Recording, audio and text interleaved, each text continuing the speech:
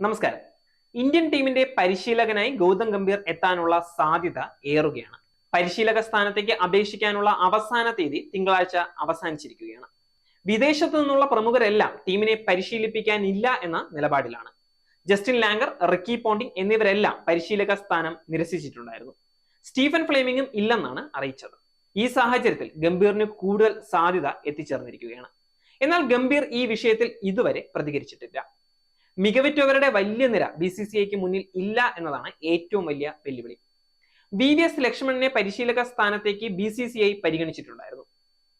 എന്നാൽ അതിനില്ല എന്ന നിലപാടാണ് ലക്ഷ്മണന്. വിദേശത്തു നിന്നാരും ഈ സ്ഥാനത്തേക്ക് അപേക്ഷിച്ചിട്ടില്ല. ഗംഭീറുമായി BCCI സെക്രട്ടറി ജയ്ഷാ തന്നെ കൂടിക്കാഴ്ച നടത്തിയെന്നാണ് റിപ്പോർട്ടുകൾ സൂചിപ്പിക്കുന്നത്. ആഭ്യന്തര ക്രിക്കറ്റിനെ കുറിച്ച് നന്നായി അറിയാവുന്ന ഒരു വ്യക്തിയെയാണ് പരിശീലക സ്ഥാനത്തേക്ക് പരിഗണിക്കുക എന്ന് ജയ്ഷാ നേരത്തെ തന്നെ പറഞ്ഞിട്ടുണ്ടായിരുന്നു.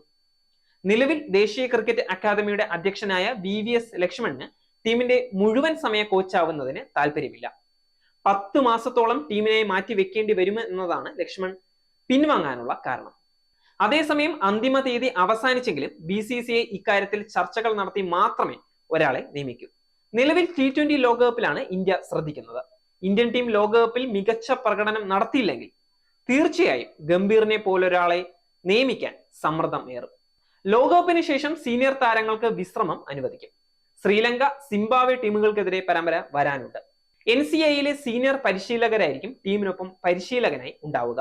VVS ലക്ഷ്മൺ തന്നെയാവാനാണ് സാധ്യത.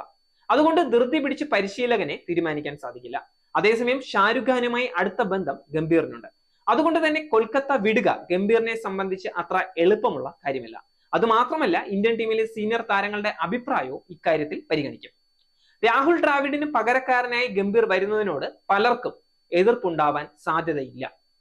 രോഹിത് ശർമ്മയുമായി അടുത്ത ബന്ധമാണ് ഗംഭീറിനുള്ളത്. വിരാട് കോഹ്ലിയുമായിട്ട് തൽക്കാലം പ്രശ്നങ്ങളൊന്നും തന്നെ ഇല്ല. അതുപോലെ യുവ താരങ്ങളെ വളർത്തിയെടുക്കാനുള്ളതിന്റെ കഴിവും ഗംഭീറിന് ഉണ്ട്. ഇതെല്ലാം ഗംഭീറിന് അധികമായുള്ള നേട്ടങ്ങളാണ്. എന്നാൽ ഇന്ത്യൻ ടീമിന്റെ കോച്ചായാൽ ഗംഭീറിന് വരുമാന നഷ്ടമുണ്ടാവും. 25 കോടിയാണ് ഷാരുഖ് ഖാൻ ഗംഭീറിനെ ഓഫർ ചെയ്തിട്ടുള്ളത്. എന്നാൽ ഇന്ത്യൻ ടീമിൽ ഇത് 10 കോടിയായിരിക്കും. നേരിന്റെ വാർത്തകൾ നിങ്ങളുടെ വിരൽത്തുമ്പിൽ എത്താനായി സാക് ന്യൂസ് ചാനൽ സബ്സ്ക്രൈബ് ചെയ്തും ഷെയർ ചെയ്തും ഒരു ശരിയായ മാധ്യമ നിലപാടിന് നിൽക്കാൻ ഞങ്ങൾ നിങ്ങളെ ക്ഷണിക്കുന്നു.